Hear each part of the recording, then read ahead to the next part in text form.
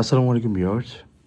আমরা উদ্যোক্তার ডেভেলপমেন্ট নিয়ে কাজ করছি, B2B কাজ করছি। আজকে যে ফ্যাক্টরিটা ভিজিটে ছিল সেটা হচ্ছে চিটাগংয়ে কালুরঘাট ইপিজেডের ভিতরে জিমেক্স পেপার কাপ ইন্ডাস্ট্রি। জিমেক জিমেক্স একই ছাদের নিচে mask, head cap, paper cup তৈরি করে থাকে। জিমেক্সকে একজন